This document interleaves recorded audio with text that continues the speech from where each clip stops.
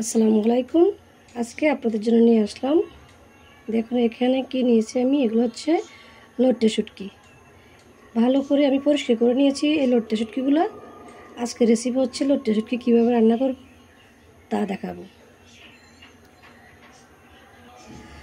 এখানে আমি লট্টে শুটকিগুলো ভালো করে গরম পানি দিয়ে আধা ঘন্টার মতো ভিজিয়ে রেখে তারপরে পরিষ্কার করে নিয়েছি।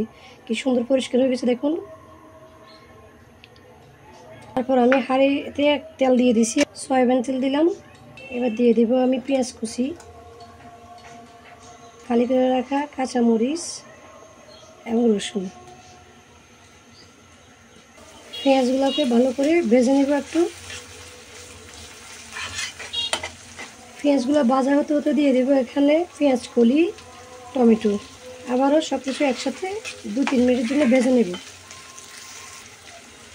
সব কিছু 2-3 মিনিট ভাজার পর দিয়ে দেবো আমি লাল মরিচের গুঁড়ি। ঝাল বেশি যারা খান বেশি করে দিবেন। হলুদের গুঁড়ি, জিরার গুঁড়ি, ধনিয়ার গুঁড়ি, প্রয়োজন মতো লবণ।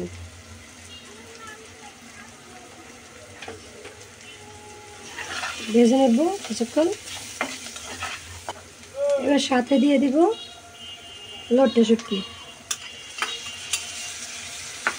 ভালো করে ভেজে নেব।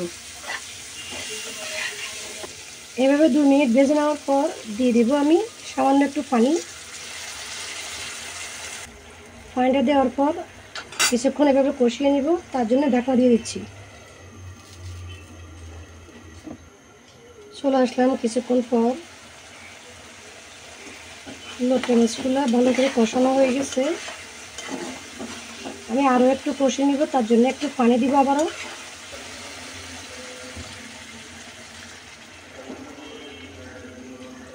এভাবে পানিটা দিয়ে আমি আবারও 2-3 মিনিটের জন্য এভাবে ঢেকে দেব।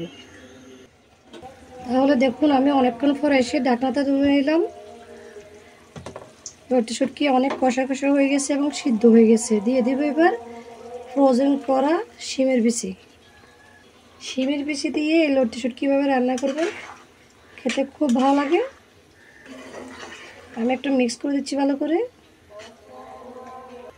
করে একটু মিক্স করে দিলাম। লবণটা একটু কম হবে মনে হচ্ছে, দিয়ে দিচ্ছি একটু লবণ।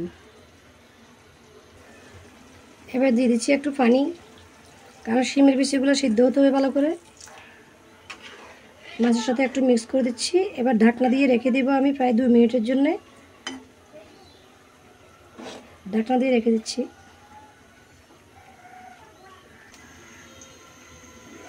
সব কিছু একসাথে দেখুন সিদ্ধ সিদ্ধ হয়ে অবস্থা আসছে। দিয়ে দেব ধনেপাতা কুচি,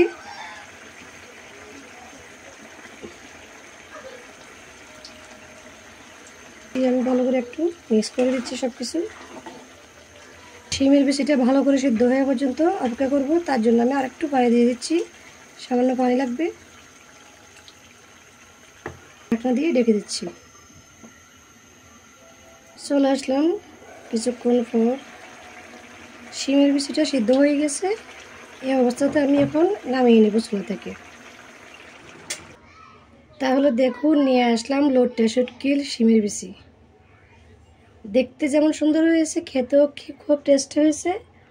এইভাবে এখন শিমের বিচির সিজন, অবশ্যই আপনারা এভাবে রান্না করবেন। আজকের রেসিপিটা আপনাদের যদি ভালো লাগে থাকে আমার চ্যানেলটাকে সাবস্ক্রাইব করে আমার পাশে থাকবেন। সবাই ভালো থাকবেন। আজকের রেসিপিটা এখানে শেষ করে বিদায় নিচ্ছি। আল্লাহ হাফেজ।